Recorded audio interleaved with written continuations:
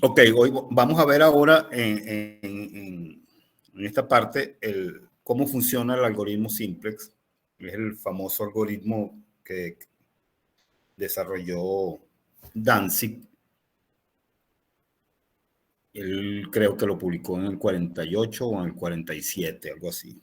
Yo me imagino que estuvo trabajando en esto bastante tiempo antes, pero él presentó este algoritmo que sigue siendo hoy el algoritmo más popular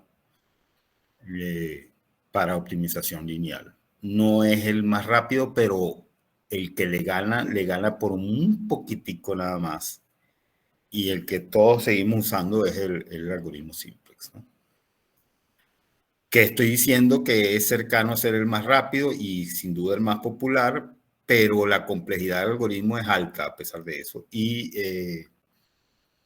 todavía hoy en día los investigadores luchan por encontrar una forma más simple, más económica computacionalmente de hacer estas cosas. Es un método iterativo y creo que no se ha demostrado que haya una barrera que no se pueda pasar, ¿no? Entonces, como no se ha demostrado que hay una barrera, pero la experiencia indica que sí la hay, la barrera, es decir, de acuerdo a la experiencia, hay una barrera muy difícil de superar, pero eso no se ha demostrado que exista tal barrera, ¿no? Matemáticamente. Entonces, la gente sigue luchando por generar formas distintas de resolver el problema de optimización lineal al método simple. Pero por ahora, el método simple sigue siendo el que todos usamos. Entonces, bueno, vamos a ver cómo funciona, ¿no? Entonces, ya hemos dicho que en un mundo lineal el punto óptimo está en algún extremo y que esos extremos están en algún vértice del politop que podemos fabricar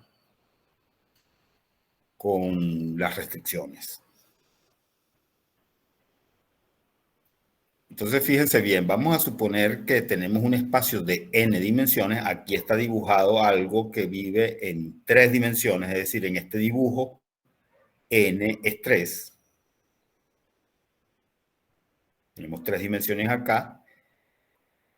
Y nosotros sabemos que cualquiera de estos vértices en donde podría estar la solución del problema de optimización es el lugar en donde simultáneamente están 3 de esas restricciones o n de esas restricciones. Tenemos muchas restricciones. A ver, mientras yo hablo, alguien que me diga cuántas restricciones hay en este objeto. Entonces yo sigo hablando y la persona que tenga el número me puede interrumpir diciéndome la respuesta, ¿no? Se ven 4, pero puede haber una atrás. O bueno, más. Hay más que una, esa es la pregunta precisamente. Estas 4 más todas las que están atrás, ese es el número que quiero. Entonces, Un 10. Fíjense bien. Cuento 10. 10, ¿no? Es decir, del lado no visible, oculto, hay una cara aquí que es triangular, otra que tiene 4 lados, otra triangular, van 3, otra de 4 lados, van 4, otro triángulo 5 y otro de 4 lados 6, más estas 4 son 10, efectivamente. Ok, yo esa pregunta la hago para tener algo de razón para pensar que ustedes están, que se está entendiendo el dibujo, ¿no? Entonces, en cualquiera de los vértices, que son bastante, que son unos cuantos, ¿no? Puede estar el punto extremo y óptimo, y cada uno de esos vértices es el lugar en donde confluyen 3, y digo 3 porque n es 3 en este caso, de esas 10 caras que tiene este objeto. Es decir, este objeto tiene 10 caras cada cara es una restricción. Cada restricción se describe matemáticamente como una ecuación lineal de 9 dimensiones, ¿sí? Que vive en 3, es decir, que en este ejemplo, cada cara es un objeto de 2 dimensiones que vive en un espacio de 3.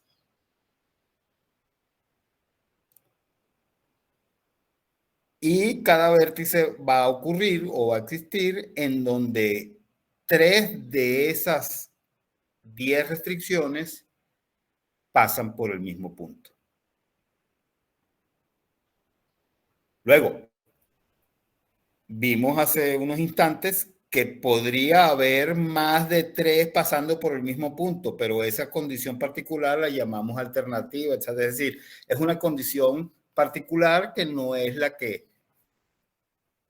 general, y aunque existiera, yo para describir algún vértice siempre voy a usar 3 de las restricciones y no 4 que pasen por el mismo vértice, porque no me hacen falta las 4 y porque con las 4 no puedo resolverlo matemáticamente. Agarro 3 de esas 4, si hubiera 4 pasando por el punto E, agarro 3 y resuelvo el sistema de ecuaciones de esas 3. Y de la cuarta me olvido, tal como hicimos hace unos instantes, ¿no?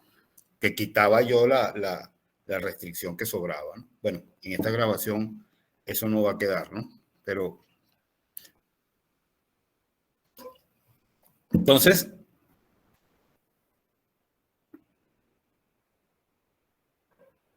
si yo selecciono de alguna manera de esas 10 restricciones, selecciono 3, yo con resolver el problema de optimización del sistema de ecuaciones que se produce y encontrar qué punto de ese espacio de 3 dimensiones cumple al mismo tiempo con las 3 restricciones, estaría encontrando las coordenadas de un vértice que a lo mejor es el mejor de los vértices que se presentan aquí.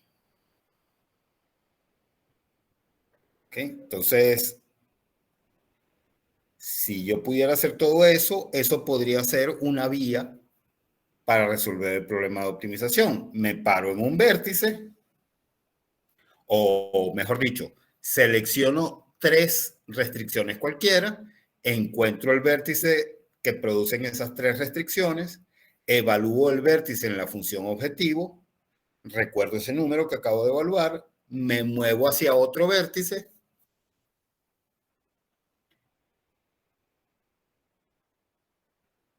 para lo cual quito, fíjense, para moverme hacia otro vértice, ¿qué voy a hacer? Saco una de las restricciones, una de las 3 que tenía, y pongo otra, y eso va a producir que la solución a ese nuevo sistema de ecuaciones sea otro vértice, evalúo la función objetivo, la comparo con el valor anterior, y el que es mejor sobrevive, y el que no es el mejor lo olvido, y sigo haciendo esa comparación de vértice en vértice. Es decir, sigo haciendo la comparación de 3 restricciones distintas cada vez que selecciono esas 3 restricciones. Distintas no, distintos grupos de 3 restricciones, donde la diferencia entre un grupo y otro grupo de 3 restricciones puede ser una sola de las restricciones que estoy tomando para el grupo. Entonces, bueno, vamos a suponer que, es decir, dicho con la ayuda de este dibujo, si yo tomo estas 3 restricciones, la verde, la lila y la anaranjada, estas 3 se cortan, ellas 3 en el punto C. Ahora, cada una de estas restricciones que estoy tomando tiene una expresión lineal que la describe y que en conjunto ellas 3 configuran un sistema de ecuaciones lineales de esos que sabíamos resolver en bachillerato, ¿no? Nada nuevo. Que sabíamos resolver en bachillerato Bachillerato lo hacíamos con 3 dimensiones. Aquí tendríamos que hacerlo con n, un número considerablemente mayor a 3, pero el método sería el mismo, ¿no? Probablemente requeriría invertir una matriz n por n, pero eso también lo hacemos en bachillerato. Invertíamos una 3x3 con un método que no sé si recuerdo, que era, creo que se llamaba de Kramer o algo así, que funcionaba para 3 dimensiones y que creo que no funcionaba para cosas más grandes que 3, o por lo menos no era práctico, pero lo que estábamos haciendo era invertir la matriz. Entonces, si nosotros sabemos invertir una matriz de n por n, o tenemos cómo hacerlo con el computador, pues nosotros vamos a poder encontrar todos los vértices que se producen con cualquier selección de n restricciones en un espacio de n dimensiones. Si en vez de este punto me interesa este que está acá, bueno, entonces hago eso con la restricción azul, la naranja y la lila, y ya la verde no toma parte en el asunto. Una vez que encuentre las coordenadas del punto K, las comparo con lo que me produjo en la función objetivo, las coordenadas del 6, y me quedo con el mejor de los dos. Y así de vértice en vértice, voy saltando de vértice en vértice y voy a evaluar un número de puntos que ya no es infinito, pero que sigue siendo grande porque hay muchos vértices. El número de vértices con el número de dimensiones y el número de restricciones crece, pero vertiginosamente. Entonces, esa es más o menos la idea que vamos a seguir para construir un método. Entonces, vamos a suponer que estamos parados en el origen. En este caso, el origen es parte, el vértice del origen es parte de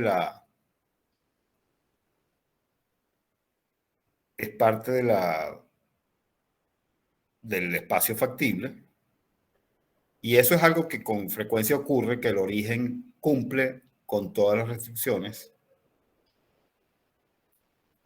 Y entonces, bueno, voy a poner aquí esta lámina.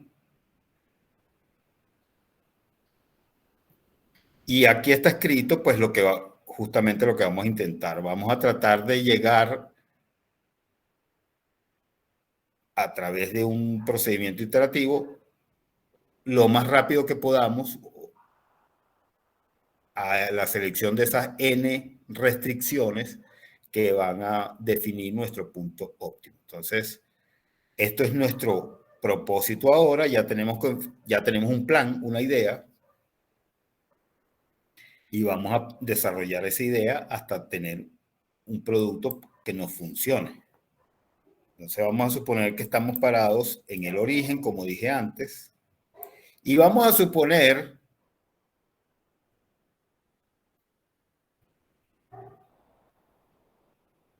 que el punto óptimo está aquí, donde está la D.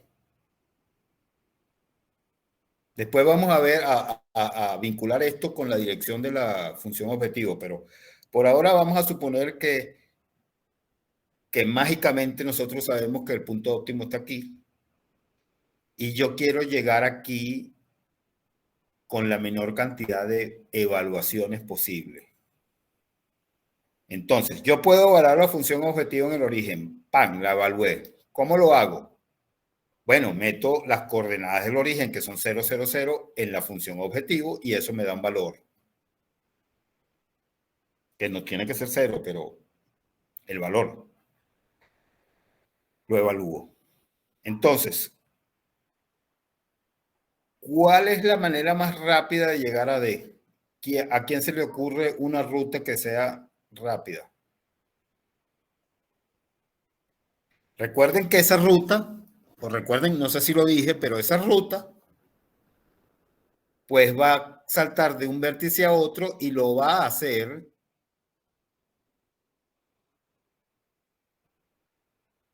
de un vértice al vértice, a uno de los vértices vecinos.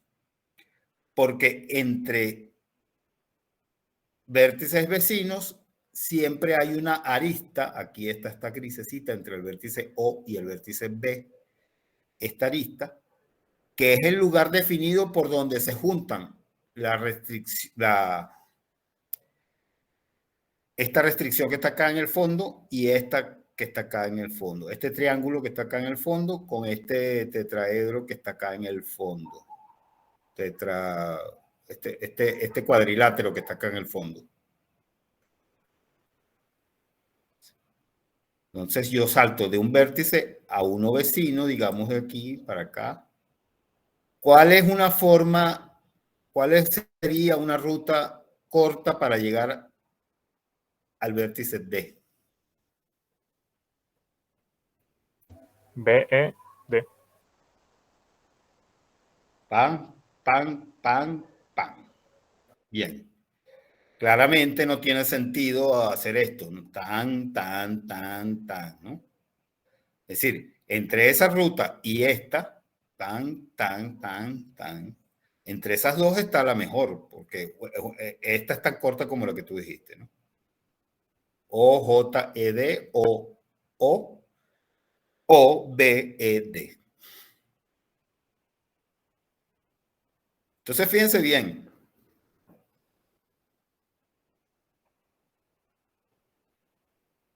Este cambio, este salto que dimos del origen al vértice B,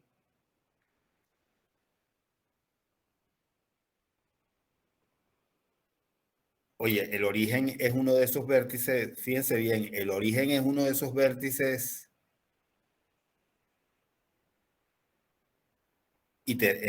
alternativo, ¿no?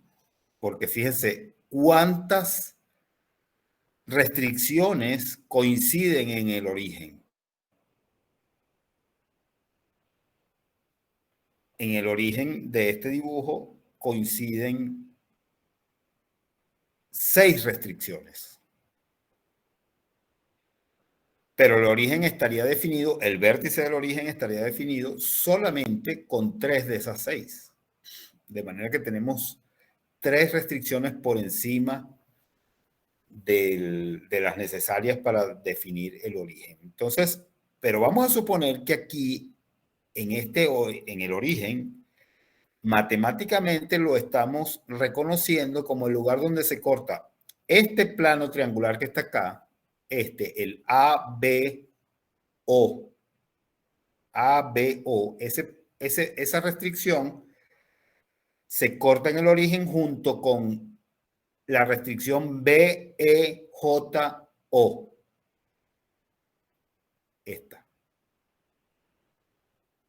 Pero necesitamos otra, porque si no, estamos describiendo esta arista nada más, que es el lugar donde esas dos restricciones se cortan. Pero necesito que el lugar sea un punto, no una arista. Entonces digamos que agarro esta, ALFO. Esta cara que está acá. Entonces tengo todas estas 3 caras del fondo conformando un sistema de ecuaciones cuya solución es las coordenadas del origen. Ahora, ¿cómo hago yo para saltar al vértice B? Bueno, yo quito esta restricción del sistema de ecuaciones, es decir, la restricción ALFO, la saco del sistema de ecuaciones y pongo esta. Entonces ahora voy a tener un sistema de ecuaciones donde participan la ecuación del plano ABO y el plano BEJO junto con este plano, porque agregué la restricción que corresponde a este plano verde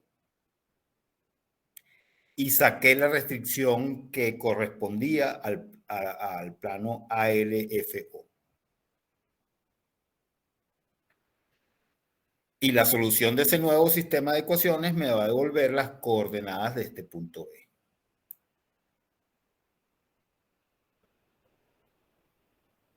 Una vez que compare, seguramente la función objetivo me va a dar mejor en B que en el origen, y entonces me voy a quedar con el punto B como el mejor punto que tengo hasta ahora. Y de allí voy a sacar a la restricción que corresponde al punto ABO y voy a meter esta que está aquí, ya está, voy a meter esta.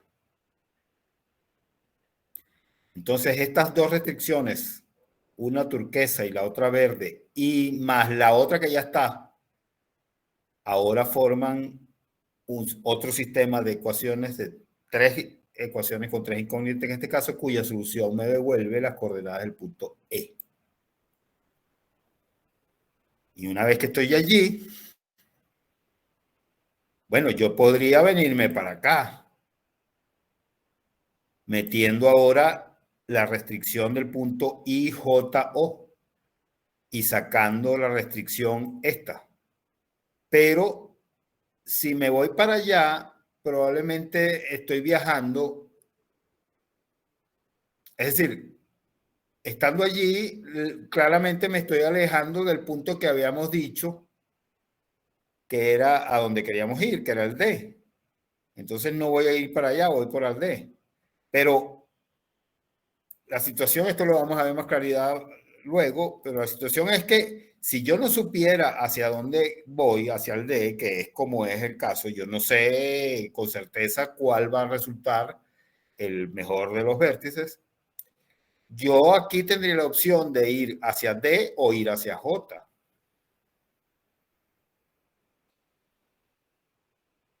¿Alguien puede estimar de dónde podríamos agarrarnos para decidir si ir hacia D o ir hacia J en este momento?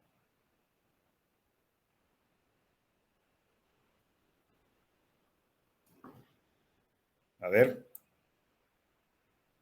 ¿qué podemos hacer para decidir inteligentemente ir hacia D en vez de ir hacia J, que sabemos que no es a donde queremos ir? O sea, lo único que se me ocurre es el gradiente, pues. Para saber hacia dónde Exacto. crece la función. Exactamente. Vamos a ir hacia el vértice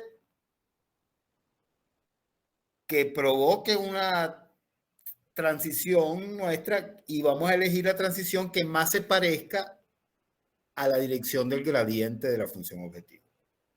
La que más se parezca. Igualito como lo hacíamos en el caso de dos dimensiones. Bien. Entonces, cuando al principio de este ejercicio dijimos que queríamos ir hacia D, es porque probablemente, es decir, para decir eso teníamos que haber sabido que D va desde, mirando desde el origen, va que D en el sentido de cómo crece la función objetivo es quizá uno de los puntos más lejanos al origen, que es de donde estamos mirando. Y eso produce que D sea probablemente el punto extremo que estamos buscando. Bueno, con ese argumento que ya vamos a ver cómo se hace numéricamente o cómo se hace algo equivalente numéricamente o cómo se decide de manera cuantitativa y no cualitativa, que es hasta donde tenemos esta conversación ahora. Bueno, vamos a sacar la restricción que corresponde al plano indicado por OBEJ y vamos a meter la restricción que corresponde al plano CDK y la solución del sistema de ecuaciones resultante va a ser este vértice. ¿Ok? Esa es digamos, la base, el racional del algoritmo que queremos hacer.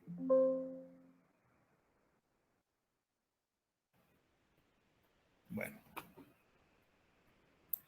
¿Alguna duda sobre ese proceso que pretendemos elaborar en forma matemática? O sea, en forma matemática lo que pretendemos que ocurra es esto que ocurrió aquí en forma gráfica y cuantitativa, ¿no?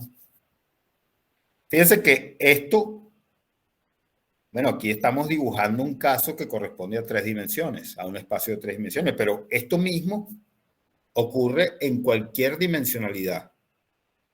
Porque en cualquier dimensionalidad, no importa cuán grande sea, la intersección de 2 hiperplanos me da una arista, ¿no? Eso es verdad. Es decir, no, la ruta más corta entre 2 vértices del politop siempre es a través de una arista. O siempre la puedo hacer, sí, siempre es a través de una arista. Una arista, en este caso, sería el lugar común de 2 restricciones.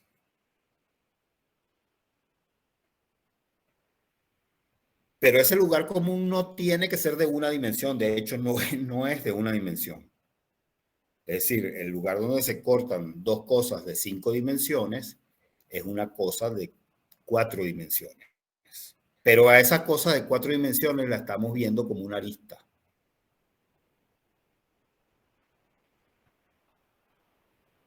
Lo relevante aquí es que nosotros viajamos de una arista a otra y siempre llegamos a vértices que son de una dimensión, de 0 dimensiones, porque es el único lugar que cumple con n restricciones. O sí, n restricciones, correcto. ¿Algún comentario, duda, algo que nos ayude Sí. a dejar esto? No, bueno, es una pregunta. Sí. Con eso último que dice, porque dice que cada vértice es de dimensión o 0. Sí. ¿Por qué no?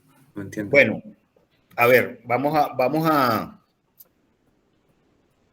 ¿Quién me está hablando? ¿Cuellar? Sí. Ok. ¿Es tu nombre? Olvidé tu nombre. Jesús. Jesús.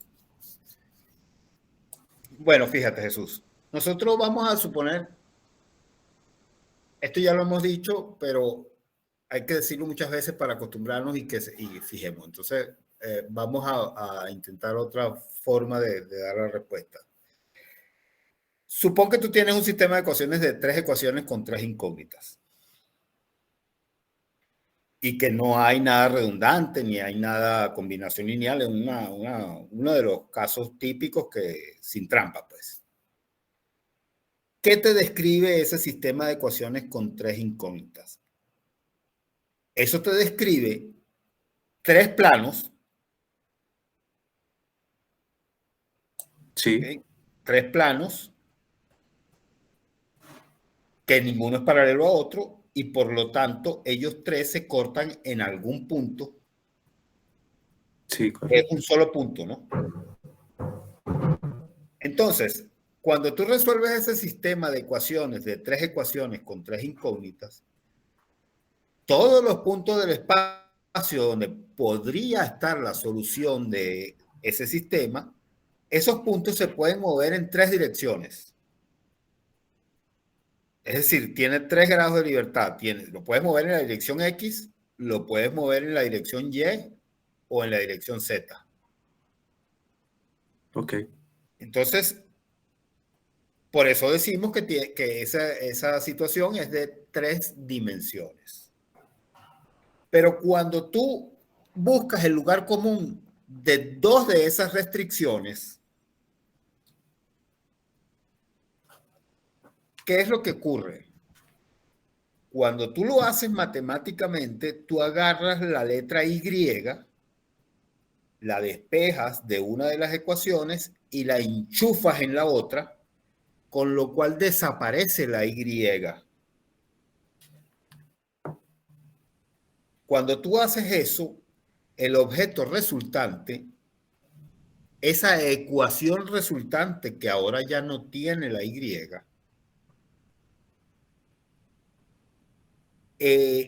perdió una de las dimensiones en la que podía moverse. Precisamente porque la perdió, es que perdió la Y. ¿De acuerdo? Sí. Entonces, cada vez que tú combinas dos restricciones o dos objetos descritos algebraicamente, cada vez que tú los combinas, una de las cosas que ocurre es que se pierde una dirección un grado de libertad, se pierde un grado de libertad, se pierde una dimensión. Ya hay una dirección en la que no es una dirección pura, ni X, ni Y, ni Z, sino una dirección, ya estás obligado a mantenerte en las dimensiones restantes, pierdes un grado de libertad. Y eso es consistente con lo que ocurre en la forma de describir eso matemáticamente. Perdiste la letra Y o la letra Y. Ya no la tienes. Y eso es una consecuencia que manifiesta el hecho de que físicamente perdiste una dirección en la que antes podías moverte, pero ahora no.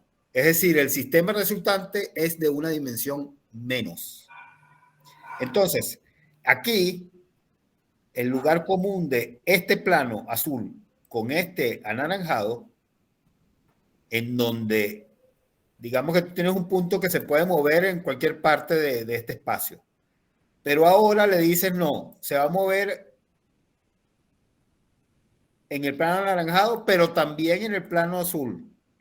Ah, pues nada más se puede mover por este filito que está aquí, que llamamos arista, porque es el único lugar que cumple con los dos planos.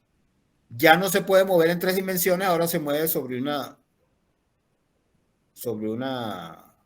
recta.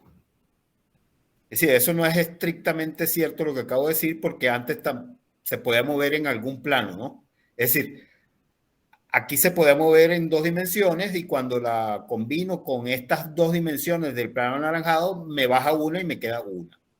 Si a eso le vuelvo a bajar una porque entonces lo combino con este otro plano, pues esa una dimensión en donde puedo moverme baja a 0, es decir, ya no me puedo mover. Ok, ya lo Y veo. por eso es un vértice. Entonces, cuando uno dice una cosa es de 0 dimensiones, podría ser equivalente a decir una cosa es una cosa es algo de donde no me puedo mover. Sí. ¿Ok? Eso es lo que significa, o podría significar, que algo tiene 0 dimensiones. Y eso coincide con lo que es un punto. Es un lugar del que no me puedo mover, pero es ese lugar. Ok, ya Entonces, me quedó claro. Claro, pero no, yo sé que y seguramente siempre lo has tenido claro. Mi interés acá con todos, no solamente con algunos de ustedes, con todos es vean el símil de lo que está ocurriendo en el sentido geométrico, en el sentido espacial, en el sentido intuitivo, con lo que está ocurriendo en el sentido del álgebra. Porque es perfectamente coherente. Lo que pasa es que rara vez nos los ponen así. Y por eso es que la gente no le gusta el álgebra ni le gusta las matemáticas porque no se lo explican bien. No le llegan a hacer sentir que eso es un reflejo de la realidad en la que vivimos. Simplemente es una forma de entenderla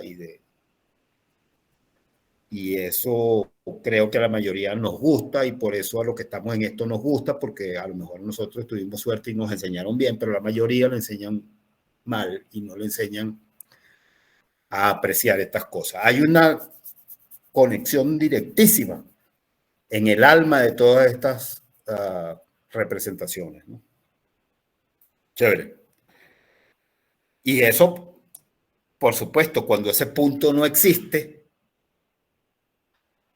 porque, por ejemplo, 2 de esos planos son paralelos, entonces ya no existe la inversa de la matriz asociada al sistema de ecuaciones y lo que te está diciendo la matemática es que no hay solución porque es que no puede haberla, porque es que el punto no existe. Entonces todo tiene sentido lógico y como es lógico y es intuible, es más fácil de entender. Y yo creo que es mejor así. Chévere. Bueno, ¿algún otro comentario?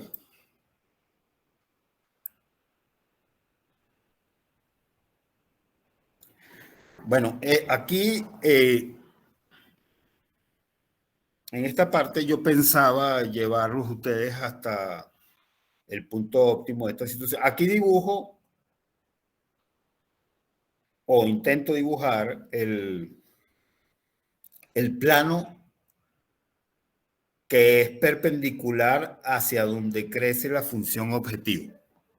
Es decir, fíjense que este Z1 es el valor más pequeño cuando se lo compara con Y1 o con X1 y Z1 es el valor más pequeño de los puntos de corte con los ejes.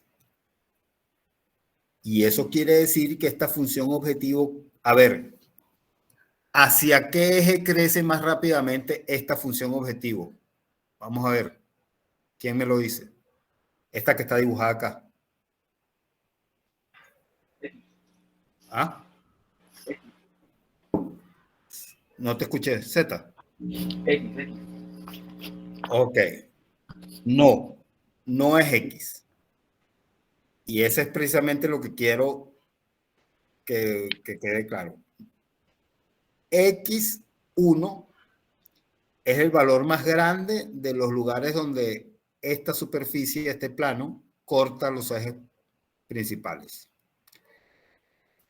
Pero la dirección perpendicular a ese plano, que sería la dirección hacia donde crece la función objetivo, no crece más rápido hacia X que hacia las otras direcciones.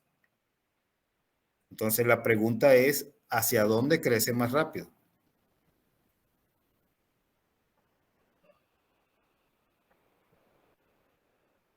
Para eso imaginen que ponen un vector aquí perpendicular a este plano, escrito por este triángulo que está dibujado acá.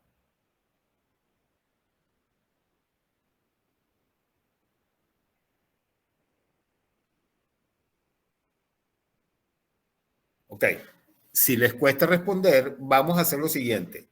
Vamos a bajar este Z1, este valor de Z1 que está aquí, muy cercano a cero. Vamos a poner este número muy cercano a cero, positivo, pero cercano a cero.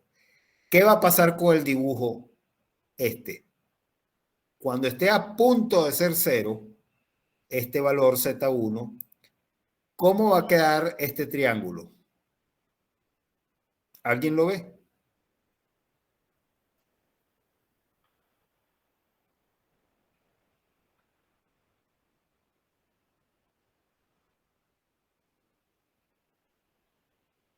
Nadie ve Repito, eso. profe. Si yo disminuyo este valor Z1, que fíjense que es el más pequeño de estos tres valores, ¿no? Y aquí en el dibujo también se ve que es el más pequeño. Si yo este valor lo llevo muy cerca de cero, ¿cómo se modificaría este dibujo? O sea, creo que el triángulo se pegaría al suelo. Exacto. ¿Y Bueno, cómo se llama el suelo? ¿Cómo es el suelo aquí? el plano XY. El plano de XY, correcto. Efectivamente, ¿no? Entonces, si el plano se pega al suelo, como dices tú, si se convierte en el plano XY, ¿hacia dónde apunta el vector perpendicular a ese plano? Hacia Z. Hacia Z. Paralelo al eje Z. Ok, entonces en esta situación,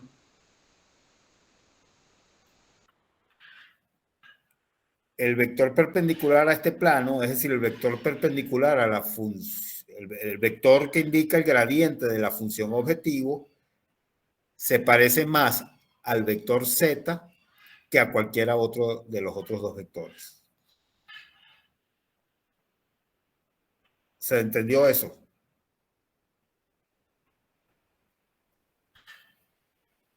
Entonces, quiere decir que si yo estoy parado aquí en O, ¿cuál de estos vértices puede ser el mejor con una función objetivo que crezca perpendicularmente a como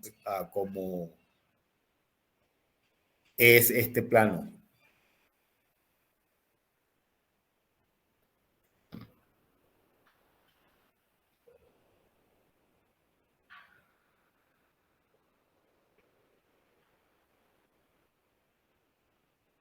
A ver, nadie.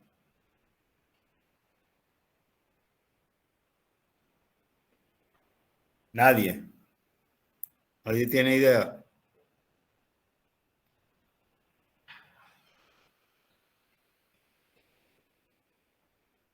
Es decir, imaginen aquí ese vector que se parece al vector z, pero no es, porque este plano que está dibujado acá no es el plano XY totalmente, ¿no? Está un poquito levantado aquí.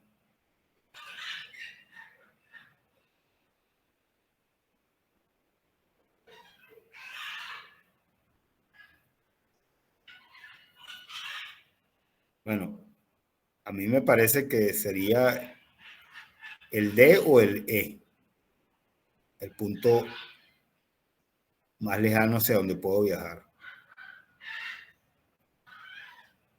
Pero yo sé que es el D. A ver, ¿a alguien se le ocurre por qué es el D y no el E?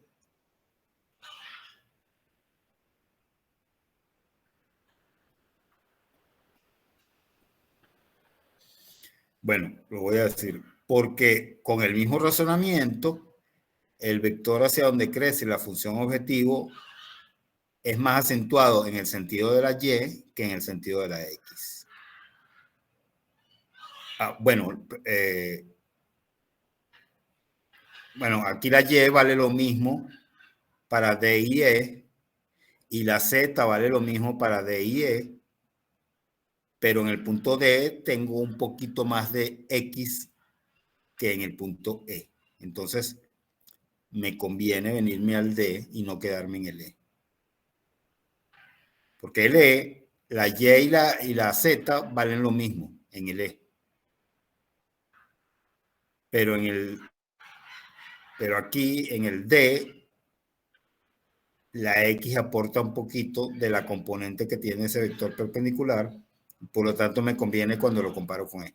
Si yo decido seguir en esa dirección hasta el punto C, ya no me conviene porque ya estoy perdiendo coordenada Y. Ya estoy perdiendo en la coordenada y pierdo más de lo que ganaría en la X porque eso es lo que indica la dirección perpendicular a este plano. Bien. Bueno, y eso, eso es lo que ocurre en el algoritmo, ¿no? Vamos a hacer el algoritmo. Vamos a hacer el algoritmo acá. Bueno, no sé, son ya las 11:40. Ya, a lo mejor hacemos este algoritmo en la clase que viene. Aquí vamos a hacer este proceso que hicimos aquí de manera cualitativa, lo vamos a hacer con un ejemplo en 2 dimensiones. Y vamos a estar sacando los números y representándolos en el plano de 2 dimensiones. Para eso, pues claramente escogimos un problema en 2 dimensiones, pero eso lo vamos a hacer en la sesión que viene. Entonces, nos quedamos con este mensaje. El algoritmo simple lo que hace es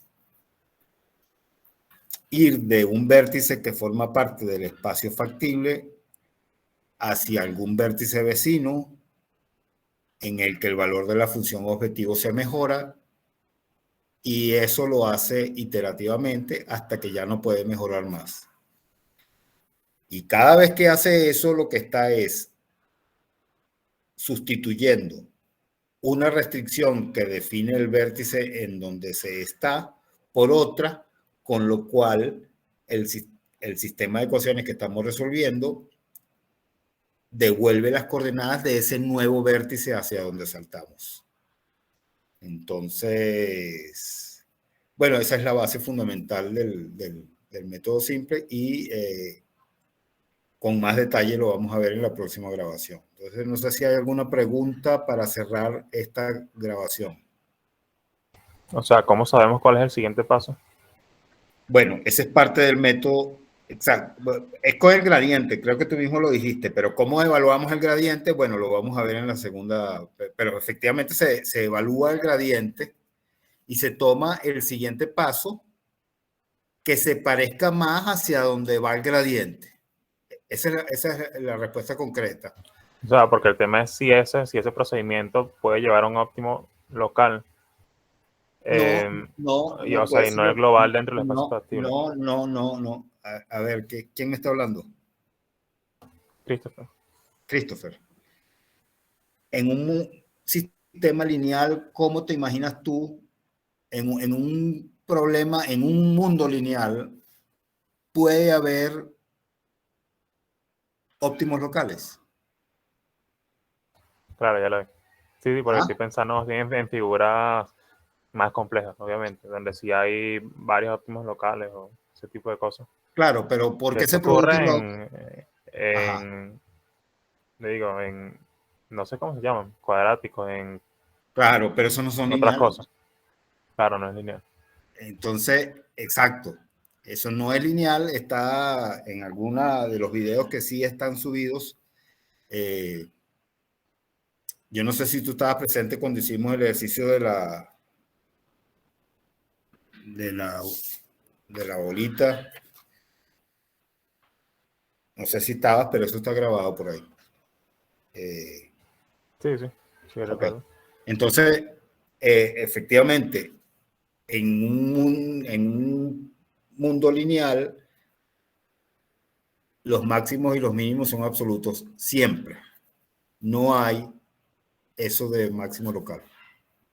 No puede. No existe. Pero efectivamente, si lo hubiera, es decir, si estamos trabajando con estas ideas en espacios no lineales, pues efectivamente tú acabas de enunciar uno de los problemas de las dificultades clásicas y típicas que uno realmente no sabe, ¿no?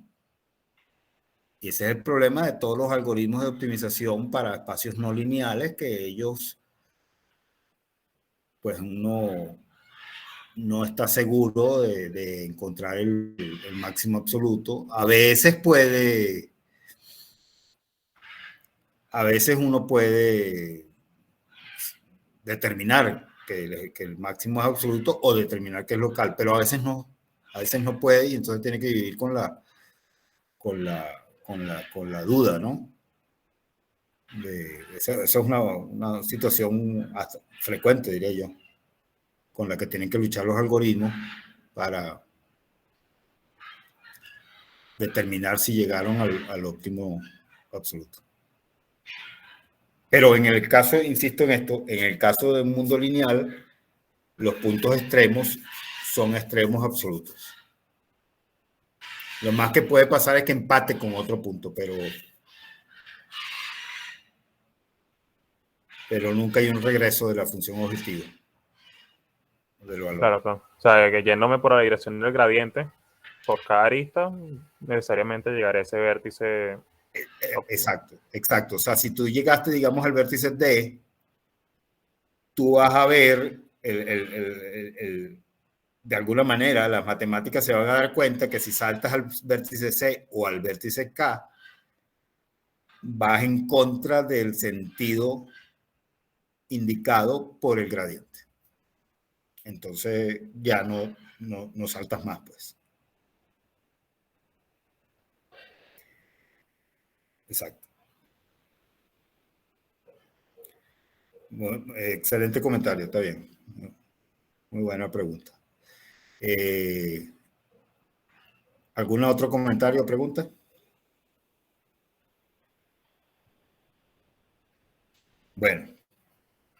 Bueno, entonces podemos ir dando por finalizada esta sesión y en una próxima haremos la solución más detallada de un ejemplo. ¿Ya?